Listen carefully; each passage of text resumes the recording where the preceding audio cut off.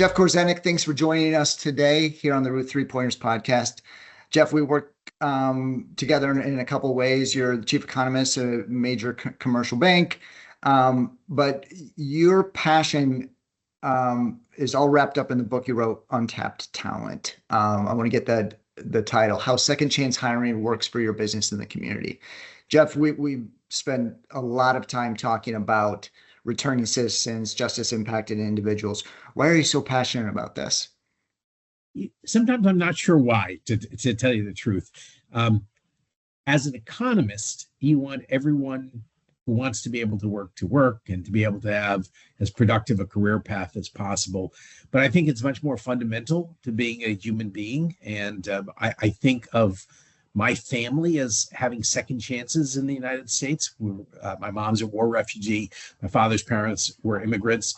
I want everyone to be able to live up to their potential. And if something has sent them down the wrong path, to give them the second chance to thrive. I should probably just be more clear too. You probably run into this people. You talk about second chance and people don't really know. We're talking about people who are coming out of prison or people who have a felony conviction. Or even a misdemeanor. But and second chance hiring, sometimes called fair chance hiring, is the intentional seeking out of people with that kind of justice impact as a talent pool. Okay. I bet there's like a stereotypical reaction you get from people who have never considered this before. What is it? Like, some people instinctively, well, sure, why wouldn't we? Right. But a lot of people have a stigma. I disagree with what you're doing. They're bad people. People should be punished. They shouldn't be singled out in a positive way. And I'm very pragmatic. My whole approach has been pragmatic. Roughly 95% of people in prison, for instance, which is just a subset of the people with criminal records, but 95% of the people in prison today will come out and be our neighbors. Why wouldn't we want them to be good neighbors? And part of being a good neighbor is having the chance to get employed.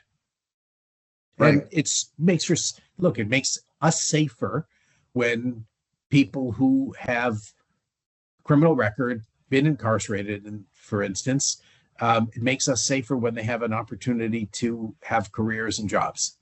So why wouldn't we selfishly want that? But people don't draw that connection.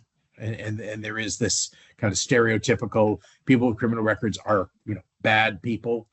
And it's much more complex than that. You talk in your role as chief economist a lot about workforce shortages, and we're talking about 20 million people here that are marginalized. But more than my numbers, right? It's 19 million people. First of all, the data is old. There's a data problem in this whole criminology field. But what we know from around 2010 is 19 million Americans have a felony conviction. Okay. But that's a barrier to employment. But you add on to that tens of millions more. We don't even know how many, but tens of millions more who have some other kind of a criminal record, like a misdemeanor. Mm-hmm.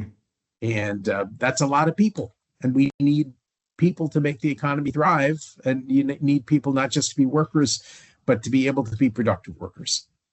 That's your book over your shoulder, by the way, for people who shamelessly want to know what the book looks like. Yeah, there it is. We're not hiding it.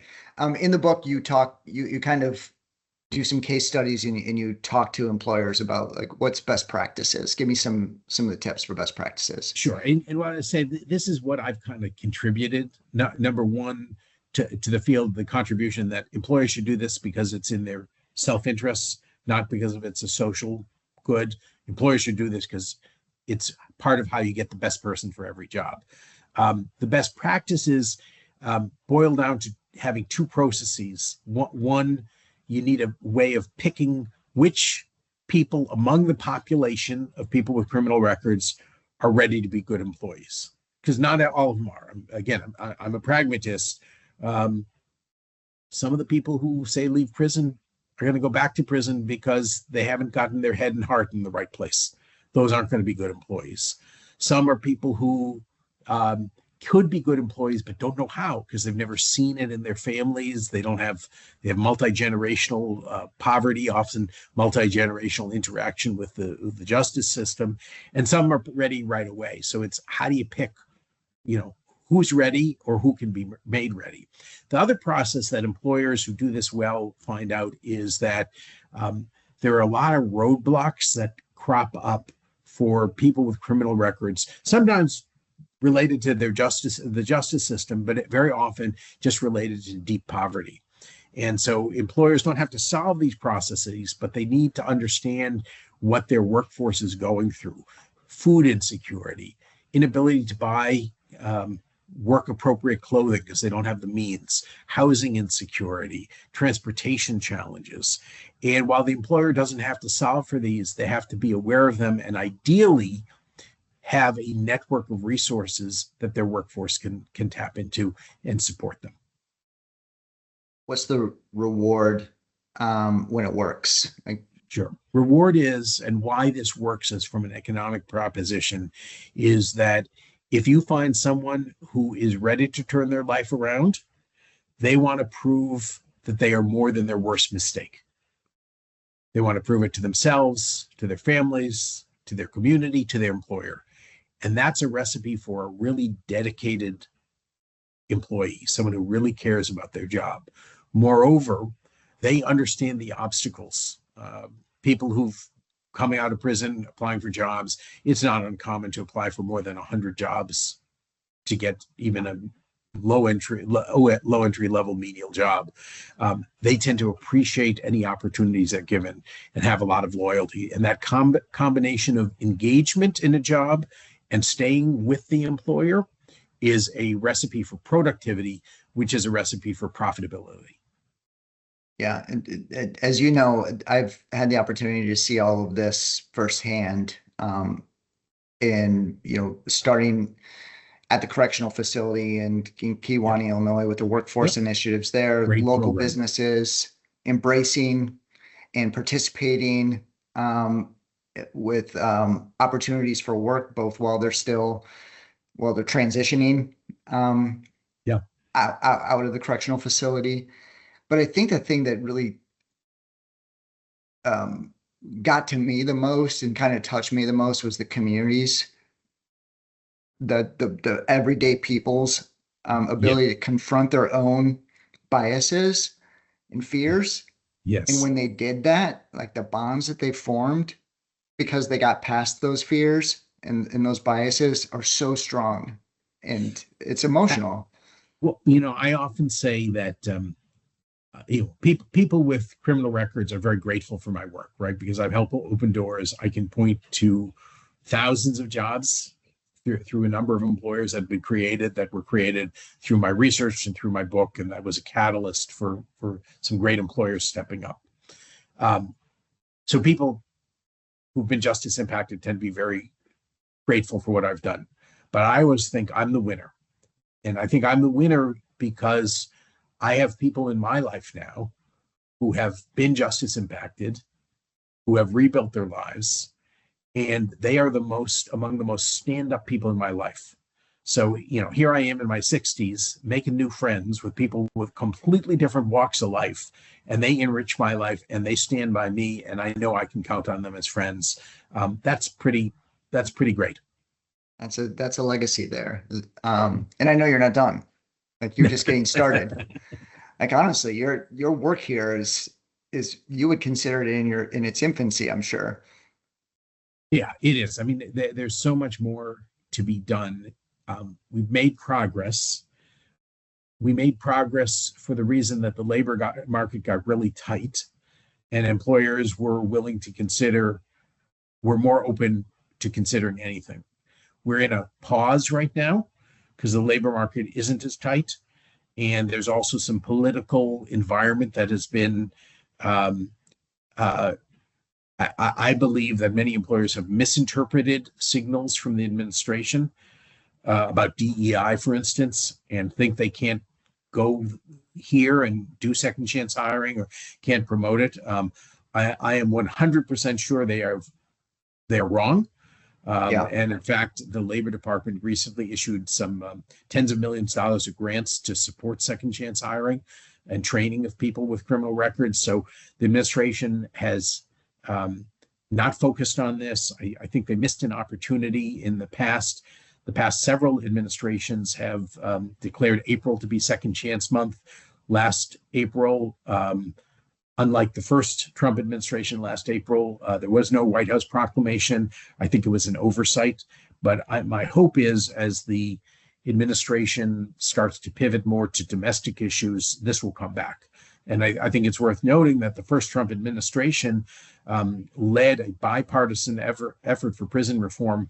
That's the most significant criminal justice reform done in generations. And it's a good and was really good reform, struggling in implementation. The other thing that I think is really interesting about the administration is there are two prominent individuals I can think of who are in the administration who were incarcerated. The pardon czar, Alice Marie Johnson, spent decades for a nonviolent conviction.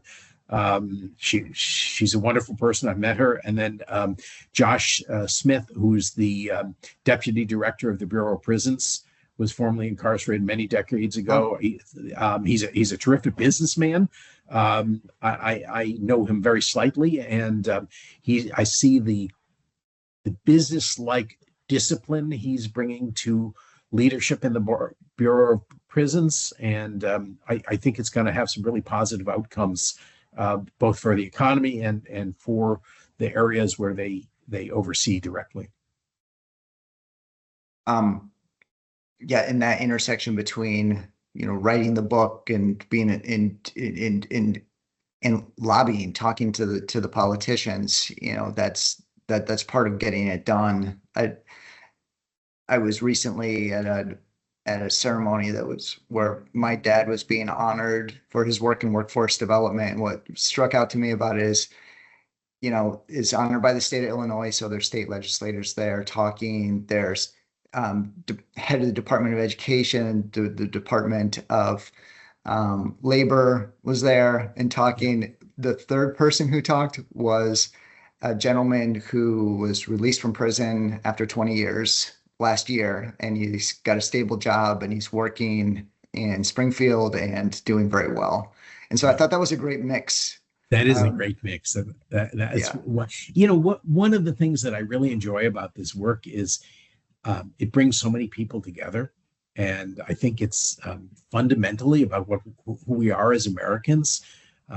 We are, and I say this with my immigrant background, we're the land of opportunity. And when I, during the first Trump administration, I attended 2 events at the White House, never met the president, I'm one of hundreds in the crowd. But at one point, the president in his speech emphasized, when we say land of opportunity, we mean land of opportunity for all. And I think that concept resonates with a lot of Americans and across party lines. And a rare moment of unity. Yes. All too rare. But it is one. And, I have collaborators in this space who are way to the left of me. I have collaborators in the space who are evangelical Christians who are to the right of me. But we can all agree on fundamental dignity of the individual human and the desire for people to have the opportunity to build lives of meaning and contribution. Absolutely. Okay, Jeff, this is the point in the podcast. This is my ambush part of it. It's a quiz. Okay. And I'm going to go to one of your other passions, which is theater. Yes. And there's a short quiz on theater, and some of these are pretty easy, so you better get them. Okay. Some of them, maybe not so much. Okay. Longest running Broadway show ever. Oh, I don't know.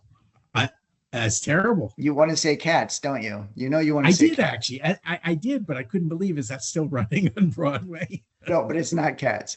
No, I don't think this is running anymore. It's just, it was the longest running. Well, Mousetrap was forever, but that was in the West End. Yeah, that's West End. On Broadway, it was Phantom of the Opera. Okay, that makes sense. I saw it on Broadway. It's terrific. Um, I'm going to fail this quiz miserably no, already. here this one I found really because I'm 0 for 1. Let's go. okay, Yeah. when you hear the question, you're going to go, oh, I knew that. Of the 40 plus Broadway theaters, and they're not all about Broadway, by the way. Yeah. Of the 40 plus Broadway theaters, how many of them are on Broadway? Oh, boy, I would say like it's a low number. It's like 3 or something like that. Yeah, it's four. 4, yeah. And Isn't that did funny? that Like, how does that happen? well, did that by going down memory lane of commuting to between Port Authority and Midtown. That's impressive. Looking at Midtown, and I came up with 3 that I could think of. So I was close. No, I'm going to give you that one.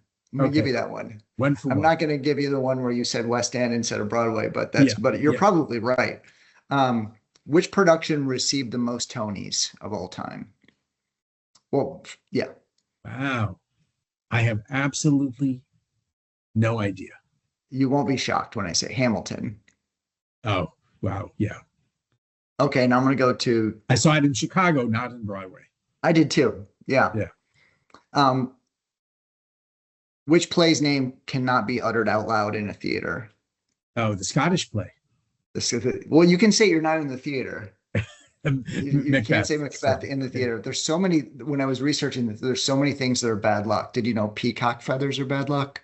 No. Because it's got like an evil eye in it. Yes. Yeah. Yeah. Wow.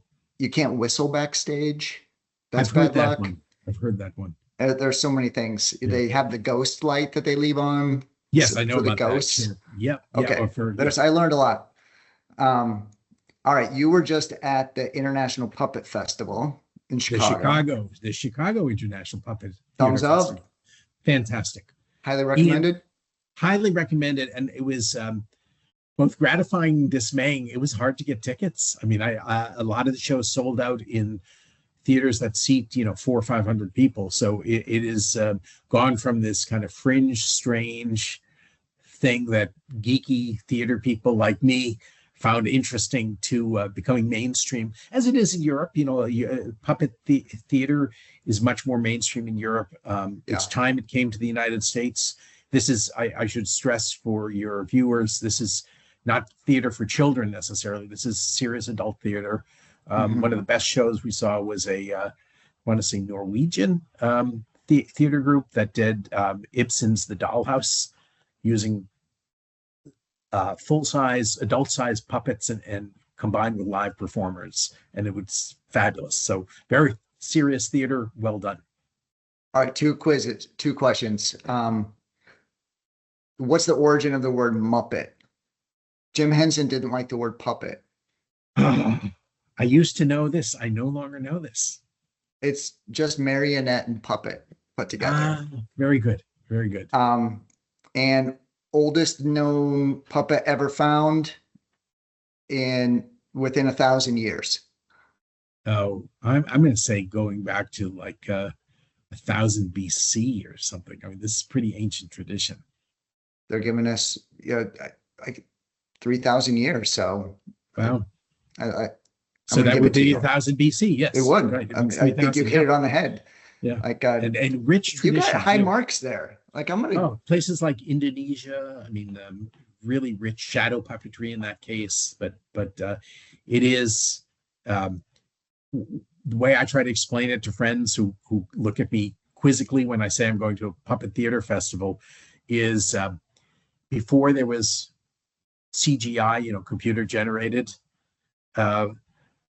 This was the way to stretch the imagination. Characters could fly. Characters could go to other planets. They could do anything, and gods became real on the stage because you can do things with puppets that you can't do with human beings. Yeah. Jeff, thanks for your time today. Thanks for talking about Untapped Talent, and thanks for all the work you do there.